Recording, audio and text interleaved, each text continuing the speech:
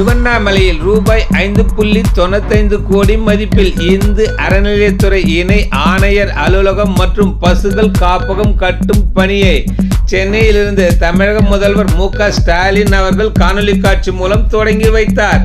திருவண்ணாமலை வேங்கிக்கால் ஜெய்பீம் நகரில் இந்து சமய அறநிலையத்துறை இணை ஆணையர் அலுவலகம் ரூபாய் 3 கோடி மதிப்பிலும், திருவண்ணாமலை கிரிவலப்பாதை நிருதிலிங்கம் அருகில் அருணாசலேஸ்வரர் கோவில் சார்பில் ரூபாய் 2.95 கோடி மதிப்பில் ஒருங்கிணைந்த பசுக்கள் காப்பகம் கட்டப்படுகிறது. இந்த பணியை சென்னையிலிருந்து காணொலி காட்சி வாயிலாக தமிழக முதல்வர் மு.க. ஸ்டாலின் அவர்கள் அடிக்கல் நாட்டி தொடங்கி வைத்தார். அதனைத் தொடர்ந்து திருவண்ணாமலையில் நடைபெற்ற நிகழ்ச்சிக்கு மாவட்ட ஆட்சித்தலைவர் பாஸ்கர பாண்டியன் தலைமை தாங்கி குத்துவிளக்கேற்றி பூமி பூஜை செய்து பணியை தொடங்கி வைத்தார். நிகழ்ச்சியில் மாநில தடகள சங்க துணைத் தலைவர் ஏ.வ. கம்பன், திருவண்ணாமலை நகராட்சி சேர்மன் நிர்மலா கார்த்திவேல்மாறன், திருவண்ணாமலை ஒன்றிய சேர்மன் கலைவாணி கலைமணி, இந்து அறநிலையத்துறை இணை ஆணையர் அரங்க சுதர்சனன், அருணாசலேஸ்வரர் கோவில் இணை ஆணையர் ஜோதி, கோவில் அறங்காவலர் குழு உறுப்பினர் சினம் பெருமாள், வேங்கிக்கால் ஊராட்சி மன்ற